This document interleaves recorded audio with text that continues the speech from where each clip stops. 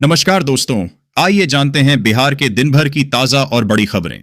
वही आपने अभी तक वीडियो को लाइक और चैनल को सब्सक्राइब नहीं किया, फटाफट से कर लीजिए। असामाजिक तत्वों ने रामनवमी पर तनाव फैलाने की रची साजिश, मुसलमानों ने कर दिया विफल, जाने कैसे। असामाजिक तत्वों ने रामनवमी पर तनाव फैलाने की साजिश रची, जिसे मुसलमानों ने बेहद संवेदनशीलता के साथ लिया। साथ ही सुझबुझ, शांति और सौहार्द का परिचय देते हुए पूरी साजिश को विफल कर दिया। मामला औरंगाबाद शहर के नावाडीह मोहल्ला स्थित कब्रिस्तान से जुड़ा है। असामाजिक तत्वों के चाहने के बावजूद मामले ने कोई सांप्रदायिक रंग नहीं लिया और मुसलमानों की सुझबुझ से किसी तरह की समावेशी अनहोनी घटना टल गई। दरअसल असामाजिक तत्वों ने शनिवार की रात कब्रिस्तान के अंदर एक इमारत के गेट की दीवार में तोड़फोड़ की, जिससे आंशिक हिस्सा क्षतिग्रस्त हो गया। साथ ही कब्रिस्तान में कई कब्रों में भी आग लगा दी, जिससे कब्रों पर पड़ी चादरें जलकर राख हो गईं। रविवार की सुबह घटना की जानकारी मिलते ही मुस्लिम समुदाय के सैकड़ों लोगों की भीड़ कब्रिस्तान में जमा हो गई। सभी ने असामाजिक तत्वों की इस करतूत की निंदा की। पटना के गांधी मैदान में हुंकार भरेंगे प्रशांत किशोर, 11 अप्रैल को करेंगे बिहार बदलाव रैली। विधानसभा चुनाव की तैयारी में जुटे जन सुराज के संस्थापक प्रशांत किशोर ने कहा कि बिहार में बदलाव की प्रक्रिया को आगे बढ़ाने के लिए 11 अप्रैल को गांधी मैदान में जन सुराज की बिहार बदलाव रैली आयोजित होगी, जिसमें राज्य भर से लोग एकजुट होंगे। यह रैली उन लोगों के लिए एक मंच बनेगी जो मानते हैं कि बिहार को एक नई दिशा की जरूरत है, एक ऐसी व्यवस्था जो राज्य को दूसरे विकसित राज्यों के समान आगे बढ़ने के लिए प्रेरित कर सके। उन्होंने कहा कि इस रैली के लिए दोपहर 3 बजे गांधी मैदान में इकट्ठा होने वाले लोग बिहार में एक नई राजनीति की शुरुआत के लिए तैयार हैं, जो बिहार की बेहतरी की दिशा में काम करेगी। पटना हनुमान मंदिर की महाआरती में शामिल होंगे राज्यपाल आरिफ मोहम्मद खान। 2 लाख भक्तों को दी जाएगी हनुमान चालीसा। रामनवमी के मौके पर पटना महावीर मंदिर का पट शनिवार रात करीब 2 बजे से खुल गया। पट खुलते ही पूरा मंदिर प्रांगण जय सिया राम और जय हनुमान के जय घोष से गूंज उठा। ढोल नगाड़े के साथ प्रभु श्री राम और हनुमान जी की आरती हुई। इसके बाद मंदिर में स्थापित हनुमान जी के दोनों विग्रहों की विधिवत पूजा हुई। इस दौरान भक्तों की भारी भीड़ देखने को मिली। शनिवार शाम से ही भक्त मंदिर पहुंचने लगे थे। शनिवार रात करीब 10 बजे तक जीपीओ गोलंबर और 12 बजे तक भक्तों की लाइन वीर कुंवर सिंह पार्क तक पहुंच गई। करीब 4 किलोमीटर लंबी लाइन देखने को मिली। वहीं आज रात 12 बजे तक महावीर मंदिर में भक्तजन प्रभु के दर्शन कर सकेंगे। प्रणाम चाचा बोल गुस्से, व्यापारी घर में लुटेरे, दिन दहाड़े कर ली 1.25 करोड़ डकैती। पटना। बिहार की राजधानी पटना में दिन दहाड़े मोटर पार्ट्स व्यवसायी संतोष प्रकाश के घर भीषण डकैती हो गई। हथियारों से लैस बदमाशों ने परिवार वालों को बंधक बनाकर 1.25 करोड़ रुपए से अधिक की संपत्ति लूट ली। डकैत दोपहर में प्रणाम चाचा बोलकर घर में घुसे थे। यह वारदात अगमकुआं थाना के नालंदा कॉलोनी में हुई। व्यवसायी की पत्नी कुमारी ज्योति ने बताया कि 5 से 6 बदमाश घर में घुस गए और मेरे पति, दोनों बेटे और बच्चों को बंधक बना लिया। इसके बाद एक एक कर सभी कमरों को खंगाला। फिर अलमारी से करीब 1 करोड़ 25 लाख रुपए के सोना चांदी के जेवर और 1,25,000 रुपए नकद लेकर फरार हो गए। अपराधियों के भागने के बाद कॉल कर घटना की सूचना अगमकुआं पुलिस को दी गई। इसके बाद मौके पर पुलिस पहुंची और जांच की। एफएसएल की टीम ने भी सबूत जुटाए। एएसपी अतुलेश झा ने बताया कि घर के आसपास लगे सीसीटीवी कैमरों को खंगाला जा रहा है। आशंका है कि घटना के पीछे किसी जान पहचान वाले आदमी का हाथ है। कतई बर्दाश्त नहीं करूंगा, चिराग पासवान ने प्रॉपर्टी विवाद पर चाचा पशुपति पारस को सुनाई। इसको लेकर शनिवार को खुद चिराग पासवान ने प्रतिक्रिया दी। उन्होंने साफ शब्दों में कहा कि अगर बंटवारा हुआ तो बात आगे तक जाएगी। दरअसल शनिवार को चिराग पासवान खगड़िया के शहर बन्नी स्थित अपने पैतृक गांव पहुंचे थे। यहां उन्होंने अपनी बड़ी मां राजकुमारी देवी से मुलाकात की। इसके बाद मीडिया से बात करते हुए उन्होंने अपने चाचा पशुपति पारस पर जमकर भड़ास निकाली। बता दें, पिछले सप्ताह चिराग की बड़ी मां ने 2 देवरानी पर घर से बाहर निकालने का आरोप लगाया था। इसमें से एक पशुपति पारस की पत्नी थी। बिहार के इन शिक्षकों का ट्रांसफर पोस्टिंग ऑर्डर आने वाला है। 3 दिन के अंदर होगा तबादला। बिहार में सरकारी स्कूल के शिक्षकों का तबादला हो रहा है। चरणबद्ध तरीके से टीचर के ट्रांसफर किए गए जा रहे हैं। जिन शिक्षकों ने तबादले का आवेदन दिया है, उन्हें सहूलियत दी जा रही है। प्रधान शिक्षकों को भी जिला आवंटित किया जा रहा है। इस बीच शिक्षा विभाग से जानकारी मिली है कि 2 से 3 दिन के अंदर फिर से शिक्षकों का तबादला किया जाना है। इस बार किन शिक्षकों की ट्रांसफर पोस्टिंग होगी, इसकी जानकारी शिक्षा विभाग के अपर मुख्य सचिव डॉ. एस. सिद्धार्थ ने दी है। दानापुर बिहटा एलिवेटेड रोड से जुड़ी बड़ी खबर। पटना में यहां अब बुलडोजर एक्शन शुरू होगा। पटना में बन रहे एलिवेटेड रोड का काम अब तेजी से शुरू होगा। Danapur Bihta elevated road, Danapur Bihta elevated road के निर्माण में तेजी लाने का निर्देश दिया गया है। जिला प्रशासन अब इस प्रोजेक्ट को पूरा करने के लिए जमीन की समस्याओं का निपटारा तेजी से कर रहा है। इस सड़क के निर्माण अलाइनमेंट में पड़ने वाली बाधाओं को दूर किया जा रहा है। साथ ही जमीन भी चिन्हित करके उपलब्ध कराया जा रहा है। अलाइनमेंट में पड़ने वाले स्ट्रक्चर को अब तोड़ा जाएगा। वक्फ बिल पर राजद का हल्ला बोल तेजस्वी बोले, हम सुप्रीम कोर्ट गए हैं। राजद नेता तेजस्वी यादव ने कहा है कि अगर उनकी पार्टी बिहार में सत्ता में आई तो संसद द्वारा इस हफ्ते के शुरू में पारित वक्फ संशोधन विधेयक को कूड़ेदान में डाल दिया जाएगा। यहां संवाददाता सम्मेलन को संबोधित करते हुए विपक्ष के नेता ने यह भी खुलासा किया कि उनकी पार्टी ने विधेयक को चुनौती देते हुए उच्चतम न्यायालय का रुख किया है। तेजस्वी यादव ने तंज कसते हुए कहा, ऐसा लगता है कि उनके जदयू कार्यालय में नीतीश कुमार की तस्वीरों की जगह जल्द ही प्रधानमंत्री नरेंद्र मोदी की तस्वीरें लगा दी जाएंगी। चुनाव खत्म होने के बाद मुख्यमंत्री का क्या हश्र होगा, यह तो एक बच्चा भी जानता है। कुल मिलाकर राजद ने पीएम मोदी और सीएम नीतीश कुमार के खिलाफ हल्ला बोल का ऐलान कर दिया है। चांद से धरती पर मिट्टी लाने की तैयारी में जुटा इसरो ऑपरेशन डायरेक्टर ने बताया पूरा प्लान। इसरो का मिशन चंद्रयान 2027 से 28 तक पूरा होने जा रहा है। इस मिशन के तहत चंद्रमा से मिट्टी का नमूना भारत लाया जाएगा। इसरो के वैज्ञानिक अमिताभ कुमार ने बताया कि चंद्रयान 4 प्रोजेक्ट के तहत यह काम किया जा रहा है। इसे सैंपल रिटर्निंग मिशन का नाम दिया गया है। इसरो ने इसके लिए डॉकिंग अनडॉकिंग पर 4 महीने में कार्य किया है। अगले 24 घंटे में बिगड़ने वाला है बिहार का मौसम। आईएमडी ने जारी किया येलो अलर्ट। बिहार के मौसम में लगातार बदलाव जारी है।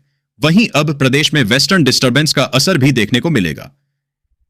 मौसम विभाग के अनुसार 7 से 11 अप्रैल तक प्रदेश के अधिसंख्य भागों में बादल गरजने, बिजली गिरने और बारिश होने की संभावना है। मौसम विभाग की ओर से येलो अलर्ट जारी किया गया है। मौसम विज्ञान केंद्र ने लोगों को सावधान रहने की सलाह दी है। बिहार में आईपीएस आदित्य कुमार को एक और झटका। गृह विभाग से जारी हुआ नया नोटिफिकेशन। बिहार कैडर के आईपीएस अधिकारी आदित्य कुमार को एक बार फिर झटका लगा है। डीजीपी को हाई कोर्ट जज के नाम पर फर्जी कॉल कराने के आरोपों में घिरे आदित्य कुमार का निलंबन 6 माह के लिए बढ़ा दिया गया है। अब उनकी निलंबन अवधि 2 अक्टूबर तक रहेगी। गृह विभाग से नया नोटिफिकेशन जारी किया गया है। बिहार में बाढ़ से नहीं होगा नुकसान। 562 करोड़ रुपए की लागत से सरकार करने जा रही ये काम बिहार में बाढ़ से बचाव के लिए 562 करोड़ रुपए की लागत से 173 योजनाओं को मंजूरी दी गई है। इनमें से 86 करोड़ रुपए नेपाल क्षेत्र में खर्च किए जाएंगे। इन योजनाओं का उद्देश्य कटाव को रोकना और बाढ़ से होने वाले नुकसान को कम करना है। बाढ़ से सुरक्षा के लिए बिहार प्रतिवर्ष कटाव रोधक कार्य कराता है। उनमें से कई काम नेपाली भूभाग में कराए जाते हैं। बेगूसराय के विकास के 25 साल, तय किया नाव से रेल रोड ब्रिज तक का सफर। मुंगेर से हुआ सीधा जुड़ाव। साहेबपुर कमाल प्रखंड ने पिछले 25 वर्षों में कई बदलाव देखे हैं। आवागमन, शिक्षा, स्वास्थ्य सेवाएं, वानिकी सहित हर क्षेत्र में आमूलचूल परिवर्तन हुए हैं। श्री कृष्ण सेतु के निर्माण से बेगूसराय और मुंगेर रेल एवं सड़क मार्ग से जुड़ गए हैं। प्रखंड में आईटीआई एएनएम कॉलेज की स्थापना हुई है और प्रत्येक पंचायत में +2 स्तर की पढ़ाई की व्यवस्था है। पटना के लोगों के लिए खुशखबरी। सरकारी अस्पतालों में मुफ्त में होगी आंखों की जांच। पटना में आंखों की बीमारियों के लिए अब अन्य स्वास्थ्य संस्थानों में भी मुफ्त जांच की सुविधा मिलेगी। निजी एजेंसी के साथ करार कर अस्पतालों में विजन सेंटर खोले जाएंगे। इन सेंटरों पर मरीजों की आंखों की जांच होगी, उन्हें चश्मा दिया जाएगा। मोतियाबिंद की पहचान और बुनियादी नेत्र रोगों का पता लगाने के साथ ही जरूरत पड़ने पर मरीजों को डॉक्टरी परामर्श या ऑपरेशन के लिए रेफर किया जाएगा। पीएम किसान योजना का लाभ लेने के लिए फार्मर रजिस्ट्री है जरूरी। समस्तीपुर में लगा जा रहा शिविर। फार्मर रजिस्ट्री के माध्यम से किसानों को योजनाओं का लाभ पारदर्शिता से मिलेगा। इस रजिस्ट्री से किसानों को कई लाभ मिलेंगे, जैसे कि बार बार ई-केवाईसी कराने की आवश्यकता नहीं रहेगी। बैंक से डिजिटल केसीसी के माध्यम से अधिकतम 2 लाख रुपए का लोन बिना किसी दस्तावेज के पात्रता के अनुसार उसी दिन प्राप्त किया जा सकता है। समस्तीपुर में इसके लिए शिविर आयोजित किया जा रहा है। नए शिक्षकों की पोस्टिंग को लेकर बड़ा अपडेट। 12 अप्रैल से पहले करना होगा यह काम।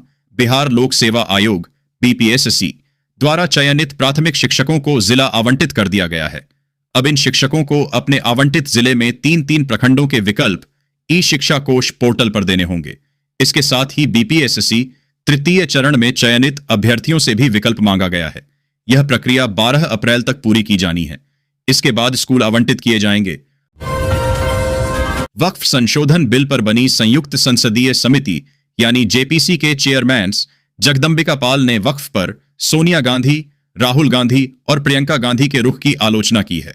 जगदंबिका पाल ने कहा, अगर यह असंवैधानिक कानून था तो देश की संसद में राहुल गांधी को क्लॉज बाय क्लॉज कहना चाहिए था कि ये जो संशोधन हो रहा है उसका ये सेक्शन असंवैधानिक है।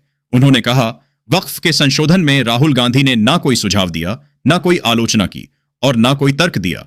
ना कोई तर्क प्रियंका ने दिया और ना कोई तर्क राज्यसभा में सोनिया गांधी ने दिया। वक्फ संशोधन विधेयक को राष्ट्रपति की मंजूरी मिलने को जगदंबिका पाल ने ऐतिहासिक और सुधारवादी कदम बताया है। उनका कहना है, वक्फ जो करता था जिसे वाकिफ कहते हैं। वाकिफ की सोच थी कि जो अपनी कमाई अल्लाह के नाम पर वक्फ करते हैं उसकी इनकम से गरीब, पिछड़ों, महिलाओं, बच्चों को या जरूरतमंदों को शिक्षा और स्वास्थ्य में मदद मिले। उन्होंने कहा कि सबसे ज्यादा संपत्ति के मामले में वक्फ देश में तीसरे नंबर पर था, फिर भी उनके पास कोई यूनिवर्सिटी, मेडिकल या इंजीनियरिंग कॉलेज नहीं थे। इसका फायदा वक्फ बोर्ड के केयर टेकर को मिलता था। जगदंबिका पाल ने कहा, यह अपने आप में वक्फ के कानून में बहुत बड़ा सुधारवादी कदम है। वक्फ संशोधन विधेयक इसी हफ्ते संसद के दोनों सदनों से पास हुआ है। लोकसभा में यह विधेयक बुधवार आधी रात के बाद, जबकि राज्यसभा में गुरुवार आधी रात पारित हुआ।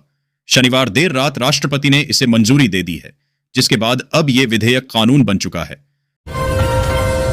झारखंड में लागू नहीं करने देंगे वक्फ बिल, स्वास्थ्य मंत्री इरफान अंसारी। वक्फ संशोधन विधेयक 2025 संसद के दोनों सदनों से पारित हो गया है। इसके बाद बिल पर राजनीतिक बयानबाजी तेज हो गई है। इरफान अंसारी ने कहा कि वक्फ संशोधन विधेयक 2025 को झारखंड में लागू नहीं होने देंगे। इरफान अंसारी ने कहा, किसी भी हाल में हम यह संशोधन बिल झारखंड में लागू नहीं होने देंगे। वक्फ संपत्ति हड़प करने वालों की खैर नहीं, तगड़े एक्शन की तैयारी में राज्य सरकार। राष्ट्रपति के हस्ताक्षर होने के बाद वक्फ विधेयक अब कानून बन गया है।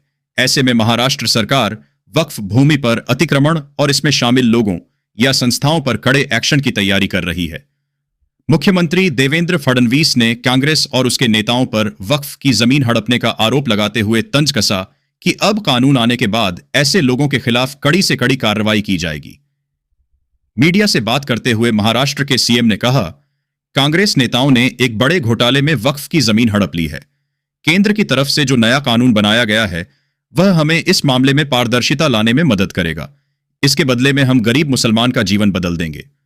मौजूदा कानून में हमने देखा है कि अगर कोई वक्फ की जमीन हड़प लेता है तो उसके लिए कोई प्रावधान नहीं है, लेकिन संशोधन के जरिए हमें यह सुविधा मिली है कि हम उस पर एक्शन ले सकें। भारत का एक ऐसा गांव जहां हर घर से निकलते हैं आईएएस आईपीएस अधिकारियों की फैक्ट्री का पीएम मोदी भी कर चुके हैं जिक्र, यूपीएससी फैक्ट्री। उत्तर प्रदेश के जौनपुर जिले में स्थित माधोपट्टी गांव किसी परिचय का मोहताज नहीं है। यह गांव पूरे भारत में आईएएस आईपीएस गांव के नाम से जाना जाता है। इसकी वजह है यहां के युवाओं की अभूतपूर्व सफलता, जिन्होंने सिविल सेवा परीक्षाओं में कामयाबी हासिल कर देश की प्रशासनिक व्यवस्था में अपनी महत्वपूर्ण भूमिका निभाई है। महज 75 परिवारों वाले इस छोटे से गांव ने 40 से अधिक आईएएस, आईपीएस और पीसीएस अधिकारी दिए हैं, जो किसी भी गांव के लिए एक ऐतिहासिक उपलब्धि है। प्रधानमंत्री मोदी ने 16 मई 2024 को जौनपुर में एक चुनावी सभा के दौरान इस गांव का जिक्र किया था। जल्दी जल्दी खरीद लो सोना, हो गया 2000 रुपए सस्ता। जानिए आपके शहर में 10 ग्राम गोल्ड के रेट। सोने के दाम कई दिनों से 7वें आसमान पर थे, अब ये औंधे मुंह जमीन पर आ गिरे हैं। नवरात्रों के शुरू में तो सोन का भाव तेजी से ट्रेड कर रहा था, लेकिन अंतिम नवरात्र यानी रामनवमी पर यह बेहद सस्ता हो गया है। लोगों को अब सस्ता सोना खरीदने का शानदार मौका मिल रहा है। पिछले कुछ दिनों से तुलना करें तो आज प्रति तोला सोना 2000 रुपए तक सस्ता हुआ है। ज्वेलरी शॉप पर जाने से पहले 10 ग्राम सोने के रेट जरूर जान लें। बिहार के 350 ब्लॉक में खुलेंगे। डिग्री कॉलेज, सम्राट का 534 प्रखंडों में कोल्ड स्टोरेज खोलने का ऐलान पटना। उप मुख्यमंत्री सह वित्त मंत्री सम्राट चौधरी ने कहा कि सरकार राज्य के 350 प्रखंडों में एक एक डिग्री कॉलेज और 534 प्रखंडों में कोल्ड स्टोरेज खोलने की व्यवस्था करेगी। उन्होंने कहा कि सभी नगर निकायों में सम्राट अशोक भवन बनेंगे।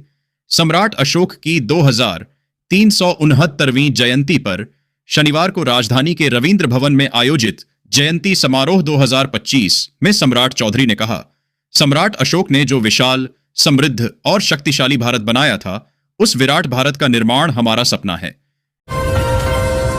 बिहार के भविष्य की झलक। सांसदी में 20 साल से जीत को तरस रही तेजस्वी की पार्टी, मगर विधानसभा में 8 में से 6 सीटों पर कब्जा। बिहार में इस साल अक्टूबर-नवंबर में विधानसभा चुनाव होने वाले हैं। इसको लेकर राज्य की राजनीति पूरी तरह गरमाई हुई है। राज्य में मुख्य मुकाबला भाजपा जेडीयू के एनडीए और राजद के नेतृत्व वाले महागठबंधनों के बीच है। तेजस्वी यादव निर्विवाद रूप से महागठबंधन के नेता बनकर उभरे हैं। बीते विधानसभा चुनाव में वह मामूली अंतरों से सीएम की कुर्सी तक पहुंचने से वंचित रह गए थे, लेकिन इस बार मुकाबला कांटे का है।